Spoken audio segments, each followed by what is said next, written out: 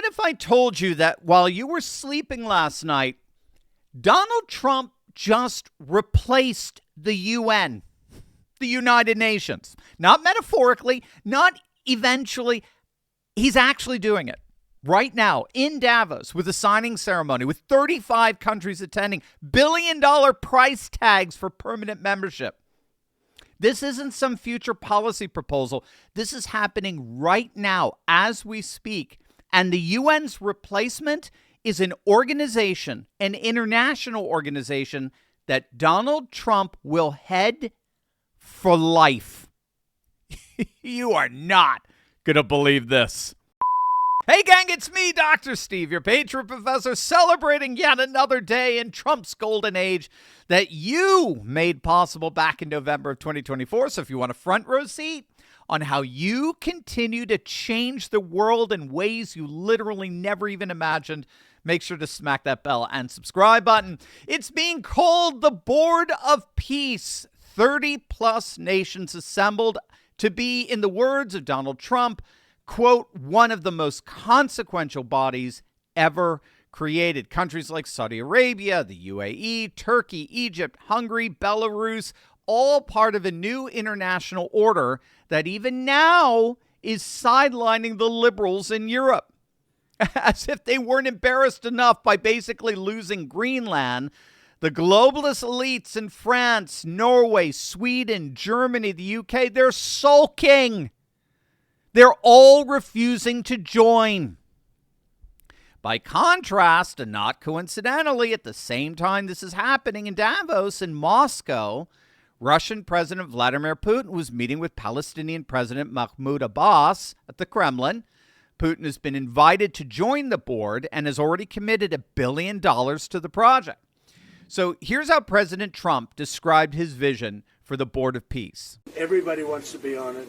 But, yeah, I have some controversial people on it, but these are people that get the job done. These are people that have tremendous influence. And if I put all babies on the board, there wouldn't be very much. So he was invited. He's accepted. Many people have accepted. I don't know of anybody that hasn't accepted. But it's going to be great. I think the Board of Peace will be the most prestigious board ever, and it's going to get a lot of work done that the United Nations should have done. And we'll work with the United Nations, but the Board of Peace is going to be special. We're going to have peace. It started off with Gaza, the Middle East. We've got peace in the Middle East, tremendous peace in the Middle East. Nobody thought that was possible. And that happened by taking out the Iran nuclear threat. Without that, it could have never happened. But the board is going to be, I think, really fantastic. And I think it'll be the most prestigious board of any board ever in world history. Thank you very much. So what exactly is this Board of Peace? Well, on paper, it's supposed to oversee Gaza's reconstruction after the ceasefire. That's what was so significant about the meeting between Abbas and Putin at the Kremlin. In fact, Trump's son-in-law, Jared Kushner, has presented a master plan for the rebuilding of Gaza at Davos. Remember, Trump wants to he's absolutely serious about turning Gaza into the Riviera of the Middle East, and that's exactly what they have planned. They're transforming the war-torn strip into a high-tech, luxury coastal metropolis featuring beach resorts, smart infrastructure, large-scale commercial development with estimated costs ranging from about $25 billion to over $112 billion.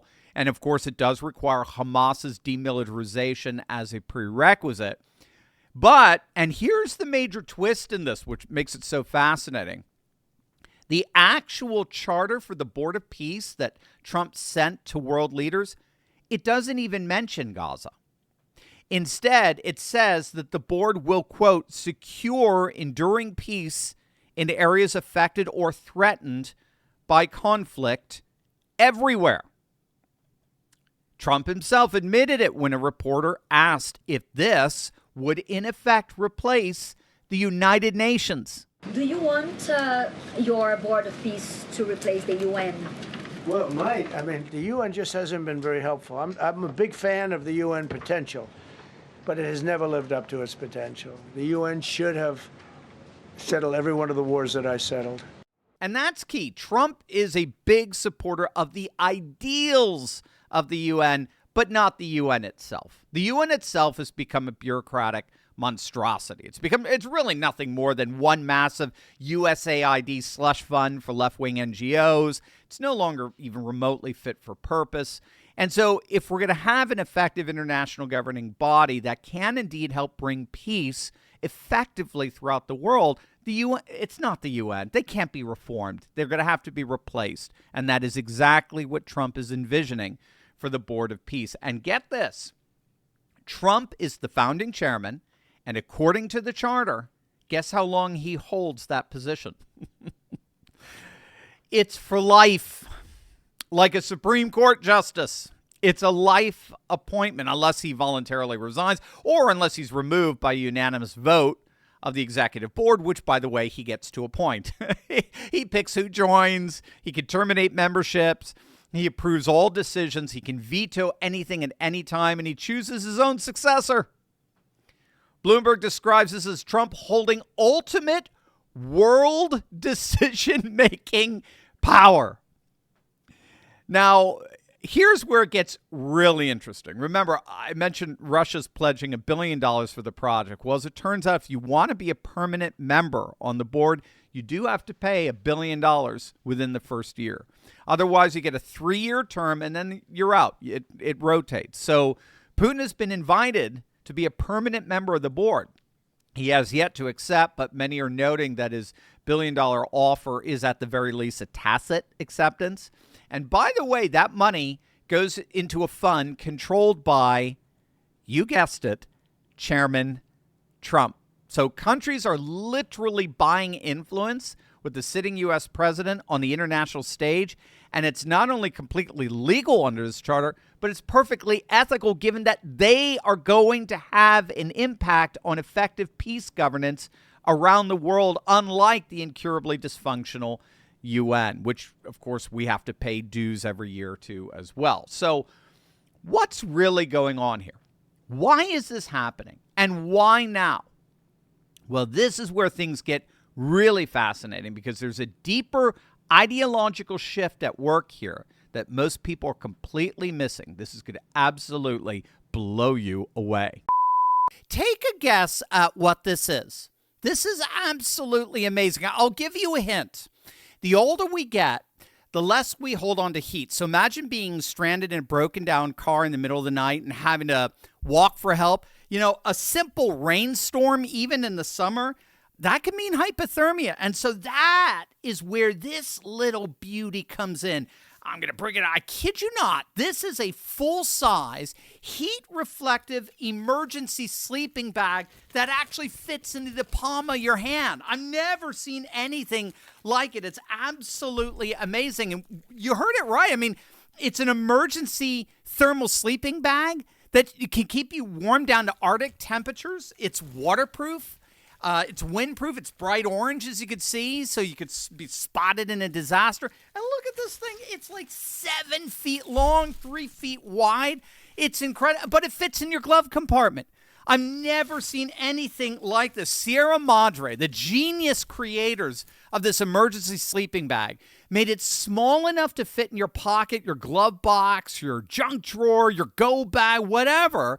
But it packs such an amazing punch. I sweat in it anytime I get into it. It's amazing. And I made sure to get a whole bundle of them for all my family to keep in their glove compartments. And now you can too. This week, the Patriots over at Sierra Madre have to clean out their warehouse before a new shipment arrives for the new year. So they're marking these puppies down over 59%. So you heard that right, 59%. Click on that link below and get one each for your whole family and save a bundle before the sale ends. Oh, and I almost forgot, the 10-pack, it ships free. So you're double your savings. So don't wait. I mean, these aren't available in any stores or big box retailers. And the only place you can get this warehouse clean out deal is if you click on that link below right now. There's a brilliant article that just came out in Asia Times titled Trump's Augustan Moment. It was written by the German politician Maximilian Krog, who's a member of the AfD party, the Alternative for Deutschland, the German Patriot Party. Their polling, by the way, is the #1 party in all of Germany right now. It's an excellent piece that really understands the epic historical moment that we are in. Maximilian notes that for the last 75 years, the post-World War II international system has been based on principles rooted in what's known as the liberal international order. And that's an order that claimed to institute and protect the sovereign equality of states through multilateral institutions like the WTO and the IMF, and the World Bank, which instituted the so-called rules-based order, where all member nations were all under the same obligations and governed by the same protocols. And then after the fall of the Soviet Union and the end of the Cold War, this institutional order attempted to spread what it considered to be universal liberal values, human rights, democracy, the whole package. And it didn't matter who was in charge in the White House, Bush or Obama. It didn't matter. This was the default vision for the world, a singular, rules-based order instituted through the UN and the WTO and the IMF, and of course enforced by the U.S. military. But here's the problem. That system was always a facade. This is something that's being openly discussed more and more on the international stage. That system never actually existed. Small countries never, ever had anywhere near equal power with great powers. The UN Security Council proved that. The rules-based order, as it turns out, was really nothing more than an American order. It was just American hegemony wrapped up in the language of international law. Again, we can appeal to all the pretentious, highfalutin language we want, rule of law and human rights and equality and equity and liberty and democracy. It's all nothing more than liberal American values superimposed on the world and ultimately forced by the United States military. The U.S. military, our boys, were enlisted as the enforcement mechanism behind this liberal globalism. What Trump is doing here is he's ripping off the mask. I think this is why the bullies in Brussels and the demons in Davos were so patently shocked in all of this. Trump is loudly saying the quiet part out loud. He's not just saying the quiet part out loud, he is shouting it. Power matters more than paperwork.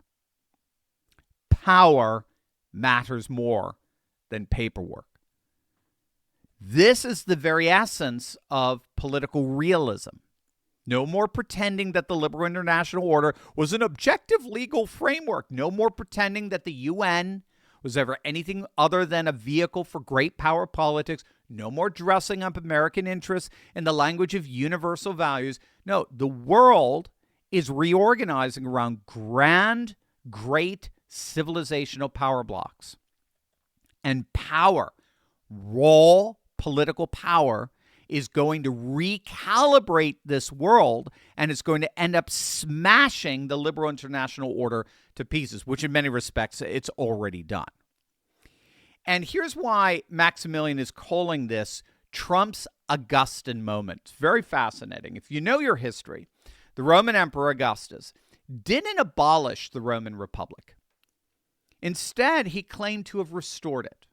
He kept the Senate, he kept the consuls, he kept the old Republican offices, but he concentrated all real power into his own hands through a series of legal maneuvers that gave him what was called the Imperium Proconsulare Maius, the supreme military command, and what's called tribunician power, the ability to veto anything.